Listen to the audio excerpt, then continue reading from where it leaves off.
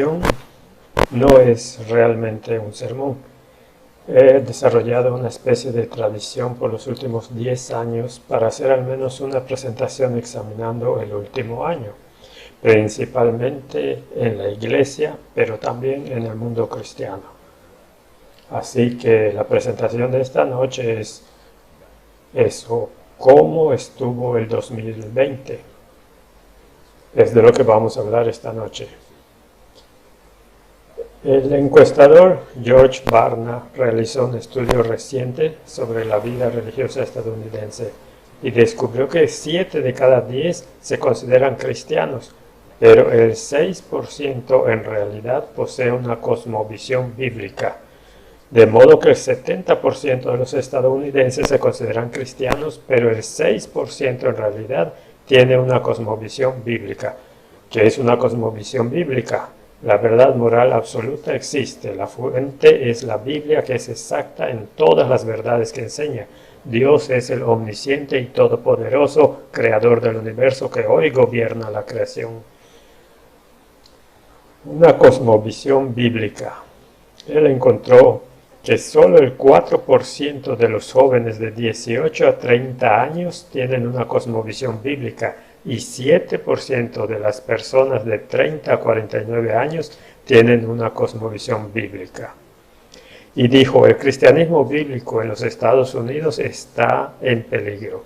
Señaló que mientras los niños forman su cosmovisión a la edad de 13 años, solo el 5% de los padres con hijos de 5 a 13 años en los Estados Unidos tienen una cosmovisión bíblica. Eso no suena muy bien. Ahora, se realizó una encuesta adventista del séptimo día en los Estados Unidos. Se hicieron algunas declaraciones. Se preguntó a las personas si estaban de acuerdo o en desacuerdo con ellas. Esto es lo que encontraron. La primera declaración. La Iglesia Adventista del Séptimo Día es la verdadera Iglesia de Dios. Las respuestas las desglosaron por las varias uniones en todo el país. Encontraron que en la Lake Union Conference, la North Pacific Union Conference y la Pacific Union Conference, 42% estuvo de acuerdo con la declaración. La Iglesia Adventista del Séptimo Día es la verdadera Iglesia de Dios. En la Atlantic Union Conference, 75%. En la Southern Union Conference, 64%. Ahora, eso debería ser 100%, ¿no? Que la Iglesia Adventista del Séptimo Día es la verdadera Iglesia de Dios. Pero esas estadísticas no mostraron eso. Otra declaración. El juicio investigador comenzó en el segundo apartamento del Santuario Celestial el 22 de octubre de 1844. La Pacific Union Conference, 47% de acuerdo. North Pacific Union Conference, 61%. Southern Union Conference y Southwestern Union Conference, 77% estuvo de acuerdo con que el juicio realmente comenzó en 1844. Otra declaración. Jesucristo vendrá por segunda vez en nuestra generación. Nuevamente, la Lake Union Conference, North Pacific Union Conference, 36% están de acuerdo en que Jesús vendrá por segunda vez en nuestra generación. En la Atlantic Union Conference, 75%. Así que esas son algunas estadísticas que no suenan muy prometedoras. Aquí hay otras más. Tiendo a vestir de manera conservadora. Vivo saludablemente, lo que incluye no comer ni beber cosas nocivas. Los porcentajes en casi todos los ámbitos de eso estaban en 80%. Otra declaración. Valoro la fe distintiva y única de nuestra iglesia. Vivo según los principios bíblicos. Esta obtuvo aproximadamente 90 a 100% de acuerdo. Lo que esas estadísticas nos dicen es que culturalmente el adventismo es fuerte e incluso podríamos decir conservador, pero es muy pobre en la verdad presente, que es la única razón por la que existe la Iglesia Adventista del Séptimo Día. Y Ellen White habló de la clase conservadora superficial que está retrasando los planes de Dios en esta tierra.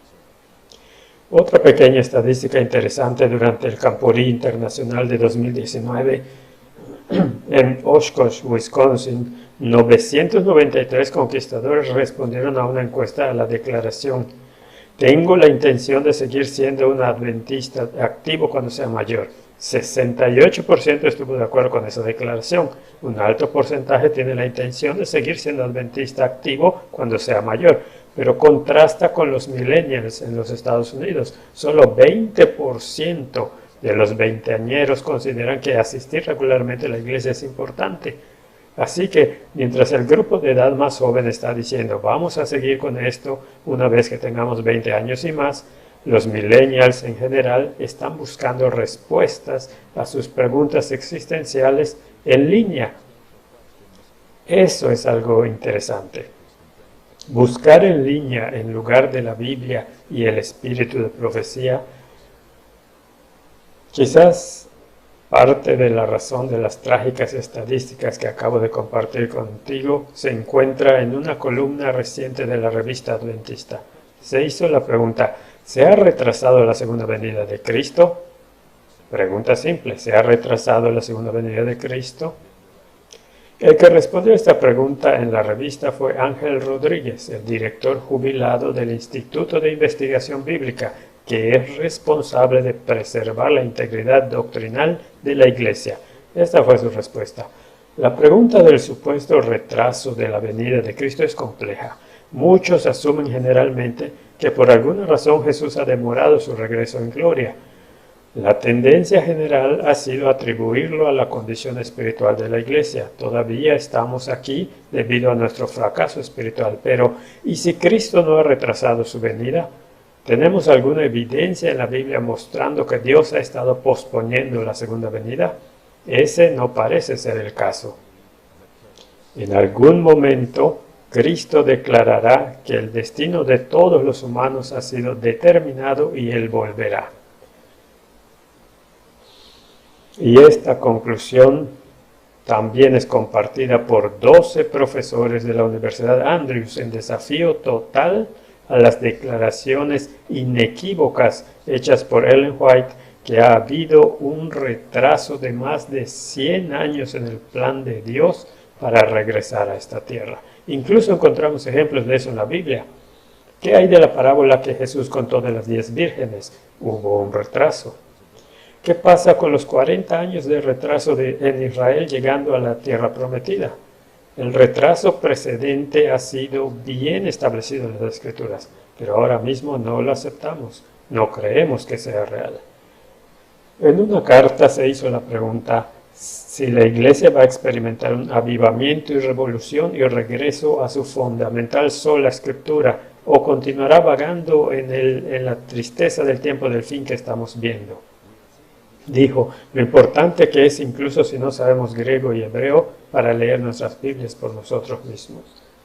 Ahora voy a cambiar a algunas áreas problemáticas que encontré abordadas por varios artículos en nuestras publicaciones. Ministry Magazine abordó un problema muy grave que afecta a más adventistas del séptimo día de lo que nadie hubiera creído posible. Esto es lo que dijo. La industria de la pornografía tiene un valor global estimado de 97,000 millones de dólares. El consumo de pornografía en los Estados Unidos ha aumentado drásticamente con la proliferación de Internet y los teléfonos inteligentes. Más del 77% de los estadounidenses ven pornografía al menos una vez al mes. Al menos el 30% de todo el tráfico de Internet es a sitios web pornográficos. 64% de los hombres cristianos ven pornografía al menos una vez al mes en comparación con el 65% de los no cristianos. No hay mucha diferencia aquí. El 33% del clero cristiano dice haber visitado un sitio web sexualmente explícito. 18% dijeron que visitaron sitios web explícitos entre un par de veces al mes y más de una vez a la semana. 21% de pastores cristianos jóvenes admiten que actualmente luchan con la pornografía. Esto es de gran preocupación porque la pornografía es la antítesis misma de la conducta cristiana. En la pornografía las mujeres son irrespetadas, forzadas y física y verbalmente abusadas, y esa realidad está dando forma a cómo la sociedad piensa y actúa. La investigación muestra que la pornografía hace que muchos consumidores tengan más probabilidades de apoyar la violencia contra las mujeres. La Iglesia realmente juega un papel muy único en cómo las mujeres y los débiles deben ser tratados y en el papel apropiado del sexo en el contexto del matrimonio. Ya que la pornografía y la violencia íntima de pareja están íntimamente ligadas, no tenemos que ser el instrumento y nuestros cónyuges y otros las desventuradas víctimas. Otro problema fue abordado por el presidente de la Pacific Union Conference. Esto es lo que dijo. Caveat emptor es una frase latina que significa el comprador tenga cuidado. Cuando ocurre una crisis o surge una emergencia, siempre hay gente que aprovecha la oportunidad para vender algo basado en los temores de los compradores potenciales. Siempre hay una teoría de la conspiración alrededor. Él dijo que la situación de COVID-19 ha creado una oportunidad única para vender ideas y conceptos a los creyentes, incluyendo adventistas del séptimo día. Estafadores espirituales están proliferando. Recientemente recibí una carta presentación en PowerPoint que planteaba ideas conspirativas sobre el gobierno o algún poder nefasto trabajando para lograr el cumplimiento de la profecía y el fin de la libertad religiosa o cualquier libertad o el comienzo del fin de todas las cosas. Y esto todo supuestamente estaba sucediendo por medio de la pandemia del COVID-19.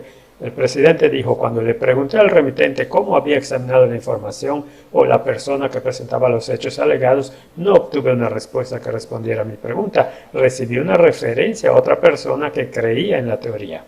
Él dijo, no deberíamos creer algo solo porque aparece impreso. No debemos creer todo lo que leemos en Internet. Un colega me envió un enlace a un artículo en Christianity Today. El artículo sobre la difusión cristiana de las coronaconspiraciones. La credulidad no es un don espiritual. Esto incluía esta declaración. Lamentablemente, los cristianos parecen estar desproporcionadamente engañados por teorías de conspiración. Compartir noticias falsas nos hace parecer tontos y daña nuestro testimonio. Caveat emptor.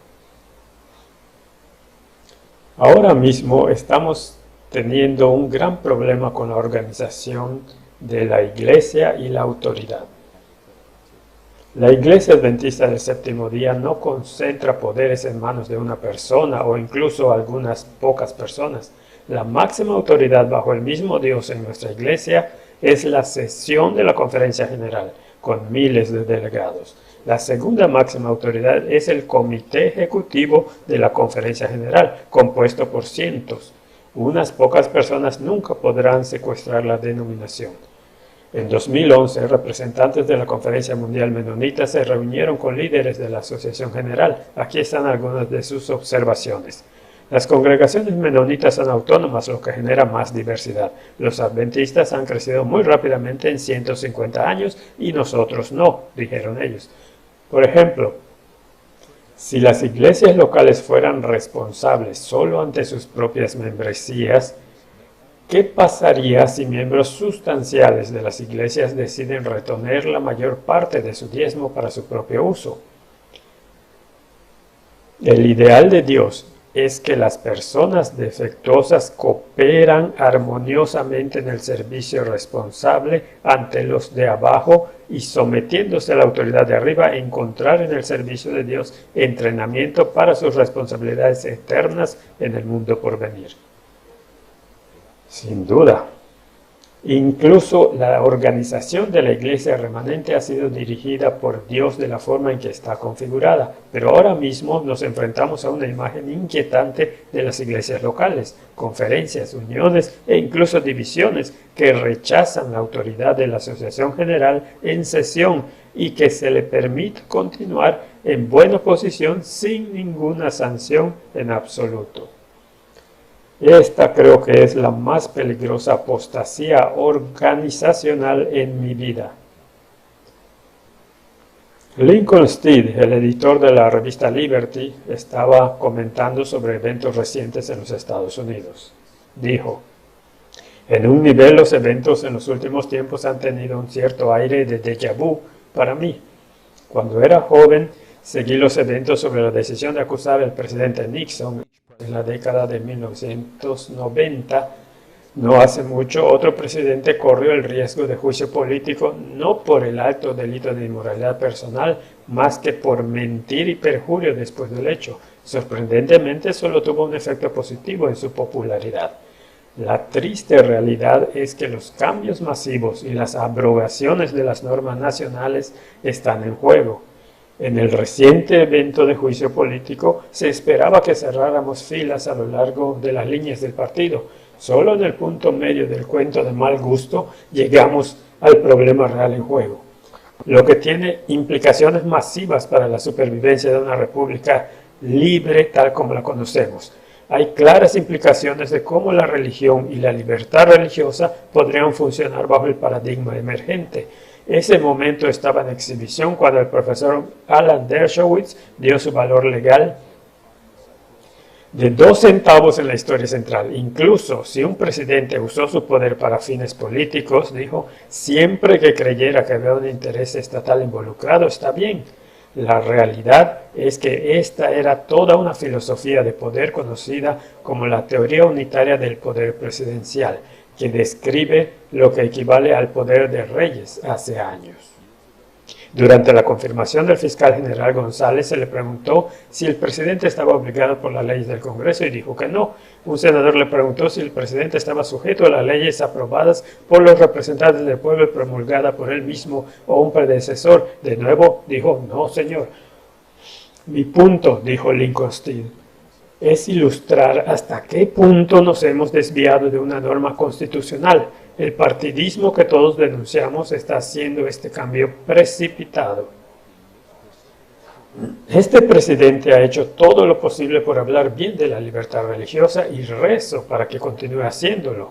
La revista ha reimpreso algunas de las declaraciones y algunas acciones de su administración. Estamos agradecidos, pero la verdadera libertad religiosa está en un terreno poco sólido e inmutable si depende de la sonrisa de un presidente descrito por el principio unitario de poder. El cristianismo en 2000 años de historia pasó de un creciente grupo de perseguidos seguidores de Jesucristo a un poder aliado estatal, a menudo perseguidor. En este nuevo mundo, nuestra contribución fue la eliminación del control estatal y la suposición de que la religión es un asunto privado de conciencia. Fue el poder de un emperador romano y varios reyes europeos que canalizaron la religión en la zanja de la persecución. Lamentablemente, gran parte de nuestra dinámica actual parece estar repitiendo ese modelo de historia. Constantino defendió el cristianismo sin saber mucho al respecto. Requería unidad doctrinal y la Iglesia obligada, regulándose a sí misma en conformidad. ¿Quién no puede ver que hoy tenemos los inicios del modelo de Constantino? Si la presidencia continúa desde hace un tiempo a la deriva hacia el absolutismo, sé que un número creciente de patriotas que creen en la Biblia han comenzado a imaginar un cierto paralelo entre una nación piadosa y la forma en que la fe estaba protegida en los días del Antiguo Testamento, cuando la gloria se cernía sobre el templo y Dios daba buenas leyes a través de sus profetas. Es una imagen honorable, pero no puede funcionar sin la gloria real y profetas reales. Y vale la pena recordar que todo salió mal cuando la gente deseó un rey como las otras naciones. Temo que si en esta república secular perdemos de vista nuestros principios fundacionales, olvidamos las directrices constitucionales y promovemos la religión mediante el poder fiduciario, experimentaremos no solo no la virtud, sino el declive. Bueno, esa es una oración final muy suave. Yo diría que es mucho más exacto decir que esta es exactamente la forma en que el Cordero hablará como dragón. Esto tiene implicaciones morales para nuestra Iglesia. También si el presidente de la Asociación General o los presidentes de división o de uniones o de conferencias o los pastores locales usan el poder fiduciario. Ellen White lo llamó poder de reyes para ejecutar la política. No seremos mejores que los gobiernos seculares. Hay una tendencia tanto de congregaciones para idolatrar a su pastor y de él o ella para proporcionarles en la moda del becerro de oro de Aarón ídolos de su elección de la cultura de mercado. Una congregación no existe para llenar la vocación del pastor, pero la tentación de pensar que sí y practicar este error siempre está presente. Cuán fácil es pasar de administrar los dones de las personas para la edificación del reino a manipular la vida de las personas para el aumento del ego pastoral. Ahora, no puedo terminar este resumen del año pasado sin reflexionar en una palabra que ni siquiera sabía que existía el año pasado. Coronavirus. Recientemente, en la revista Mundo Adventista, Gary Gibbs compartió un artículo muy pertinente. A principios de 2020, la pandemia de coronavirus tomó nuestro mundo por asalto. En meses, millones fueron infectados y cientos de miles murieron. Naciones cerraron fronteras, cerraron negocios y ordenaron a la gente que se quedara en casa. Las economías prósperas se evaporaron, ciudades convertidas en pueblos fantasmas. Si alguien estaba planeando un evento apocalíptico para controlar las masas, probablemente se parecería mucho a la pandemia del coronavirus. Sin resistencia, más de un tercio de la población mundial fue rápidamente confinada. La gente renunció a sus derechos civiles, a su privacidad, a asistir a la iglesia, a comprar y vender. Búsquedas en línea de signos del fin del mundo, señales de los tiempos y los últimos días subieron drásticamente. Los adventistas del séptimo día se preguntan si esto podría ser lo que predijo Ellen White cuando escribió: pronto se producirán grandes cambios en nuestro mundo y los movimientos finales serán rápidos. Encontré un extraño evento de noticias, reflejando nuestras ideologías morales y políticas, chocando en este momento. Esto es lo que encontré. El grupo de presión LGBT responsable de la igualdad lanzó un ataque contra el pastor cristiano Franklin Graham por reclutar voluntarios cristianos para el trabajo de ayuda por el coronavirus en Nueva York. El responsable de la igualdad emitió un comunicado de prensa acusando al pastor Graham y su bolso del samaritano de alcance cristiano de poner en peligro la vida de los neoyorquines por reclutar cristianos que creen en el matrimonio, que el matrimonio es la unión de un hombre y una mujer. En otras palabras, poner en peligro sus vidas al pedir a los cristianos que se ofrezcan como voluntarios para ayudar a la gente de Nueva York. Una noticia muy extraña. Volviendo al artículo de Gary Gibbs.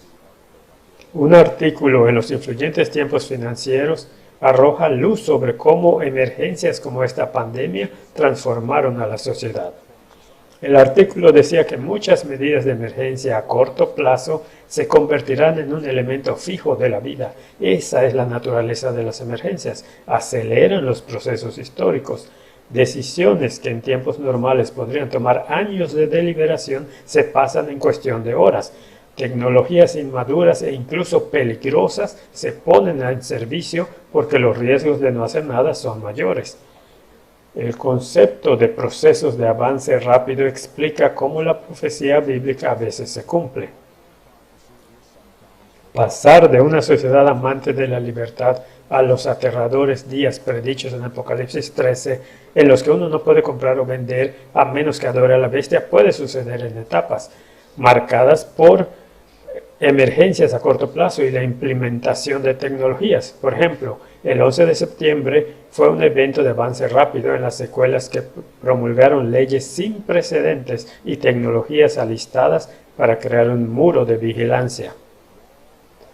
En los Estados Unidos, 70 millones de cámaras de vigilancia y aviones espía que vuelan en círculos sobre grandes poblaciones. La pérdida de privacidad después del 11 de septiembre y otros ataques terroristas se debatió inicialmente, pero la sociedad al fin se instaló en una nueva normalidad. Ahora esta pandemia mundial demuestra notablemente que dos importantes requisitos previos para la marca de la bestia están actualmente en su lugar. Para comprender cómo el coronavirus se propaga, los gobiernos utilizan datos de teléfonos inteligentes para monitorear los movimientos de sus poblaciones. Pandemia aparte, el hecho de que alguien está grabando cada uno de nuestros movimientos es proféticamente relevante, porque puede usarse algún día para determinar si una persona obedece las leyes para adorar la bestia. Big Data y los gobiernos unidos para rastrear el cumplimiento de las leyes de estancia en casa. En el apogeo de la pandemia, a más del 90% de la población en los Estados Unidos se ordenó que no fuera a ningún lado excepto por razones más esenciales. Esta pandemia demuestra que las autoridades tienen la capacidad y voluntad para evitar legalmente que la gente se mueva comprando y vendiendo o adorando a Dios en la iglesia. Claramente, la tecnología está en su lugar para hacer cumplir las leyes predichas en Apocalipsis 13. Para implementar la marca de la bestia, un gobierno también debe poder controlar la compra y la venta. Un artículo reciente sobre impuestos de Bloomberg, ¿por qué no tener efectivo tiene un valor agregado en la era de la pandemia? Comienza con la pregunta, ¿todavía necesitamos efectivo? El Banco Central de China ha eliminado el dinero contaminado. Esta pandemia es un catalizador de avance rápido. El miedo al contagio podría acelerar la tendencia general a más pagos digitales. En la actualidad, las transacciones sin efectivo han pasado de una sugerencia aterradora a una realidad confortable. En Suecia, el 80% de las compras se realizan electrónicamente. Más del 75% de los adultos en Kenia utilizan un servicio de billetera móvil. India recientemente impulsó eliminar el efectivo retirando los billetes más populares de la circulación. El Banco Central de China anunció a principios de este año que está listo para probar una moneda digital. Bloomberg incluso advierte sobre los peligros. Los críticos dicen que en una economía solo digital los gobiernos y los bancos podrían tomar control de su vida financiera dejándolos sin un centavo con solo apretar un botón. La economía digital que se está expandiendo por el mundo nos acerca mucho más al momento de que comprar y vender se puede controlar fácilmente. Lo que esta pandemia nos dice es que la tecnología está aquí para controlar grandes poblaciones, pero tener la tecnología para hacer cumplir la marca es muy diferente a que los gobiernos estén listos para promulgar legislación religiosa. Y como hemos visto con el coronavirus, las cosas pueden moverse extremadamente rápido. Y concluyó su artículo. Dios sabe exactamente quiénes somos, dónde estamos y lo que estamos viviendo. Por lo tanto, incluso cuando un futuro incierto puede eclipsarnos, podemos alcanzar su mano donde están grabados nuestros nombres y no nos dejará ir. Nos acompañará a salvo de esta tormenta. Un poco de noticias que encajan en este miedo. Un representante del estado de Pensilvania recientemente propuso una resolución a la legislatura estatal pidiendo un día estatal de humillación, ayuno y oración. La resolución propuesta dice en parte, no podemos temer con justicia que la terrible calamidad de la pandemia que ahora desola esta mancomunidad puede ser solo un castigo infligido a nosotros por nuestros presuntuosos pecados hasta el fin necesario de nuestra reforma nacional en su conjunto. Resuelva la Cámara de Representantes designar el 30 de marzo de 2020 como un día estatal de humillación, ayuno y oración en Pensilvania y aún más, que la Cámara de Representantes solicite que todos los habitantes se abstengan ese día de sus actividades ordinarias y se unan en sus respectivos hogares en la santificación del Día del Señor y dedicarlo al humilde desempeño de los deberes religiosos propios a esa ocasión solemne. Ahora que yo sepa, esa resolución nunca pasó, pero esa es la apelación que se está haciendo. Y es interesante también en el Día de la Expiación judío. Una manifestación masiva de cristianos en Washington, D.C. llamó al arrepentimiento y al regreso a Dios como nación. Entonces, ¿qué hay de los adventistas del séptimo día que viven hoy? Jesús dijo, y como fue en los días de Noé, así será también en los días del Hijo del Hombre. Parece que la mayoría de nosotros hoy estamos siguiendo el mismo patrón sin estar realmente dispuestos a prestar atención a la advertencia. Da la vuelta, no te ahogues. Es desgarrador saber, basado en la palabra de Dios, que Isaías también llora por Israel. Aunque el número de los hijos de Israel sea como la arena del mar, un remanente será salvo. Un remanente. Romanos 9:27. Y el espíritu de profecía lo explica muy claramente en el volumen 2 de Testimonios para la Iglesia, página 396. De acuerdo a lo que se me mostró, solo un pequeño número de los que ahora profesan creer en la verdad serían al fin salvos. Testimonios para la Iglesia, volumen 5, página 127.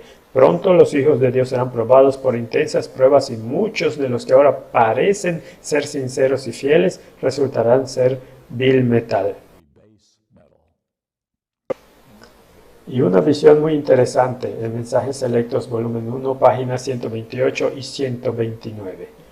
En mi sueño, un centinela estaba a la puerta de un importante edificio y preguntaba a cada uno que procuraba entrar, ¿has recibido el Espíritu Santo? En su mano había un cordón para medir y solo pocos, muy pocos, fueron admitidos en el edificio. Tu estatura como ser humano no significa nada, decía, pero si has alcanzado la estatura plena de un varón en Cristo Jesús, de acuerdo con el conocimiento que has tenido, recibirás una invitación para sentarte con Cristo en la cena de las bodas del Cordero, y por los siglos sin fin nunca dejarás de aprender de las bendiciones concedidas en el banquete preparado para ti. Puede que tú seas alto y bien proporcionado, pero no puedes entrar aquí. Nadie que sea como un niño crecido, que lleve consigo el genio, los hábitos y las características propias de los niños puede entrar. Si has alimentado desconfianzas, críticas, mal genio, orgullo, no puedes ser admitido, pues echarías a perder la fiesta. Mensajes Selectos, volumen 1, 128 y 129. Bueno, ese es mi breve resumen de los eventos ocurridos en este último año, que todavía estamos al final. Algunas cosas buenas, en su mayoría cosas negativas en el mundo e incluso en la iglesia. ¿Cuántos de nosotros estamos preparando nuestro corazón todos los días para que escapemos de lo que probablemente muy pronto venga a este mundo? En persecución, miedo, en pánico y en los eventos finales predichos en la profecía bíblica. Que el 2021 sea un año de preparación de nuestros corazones, nuestras familias y nuestras iglesias. Que sea un año de realmente estar más cerca de la segunda venida de Jesucristo.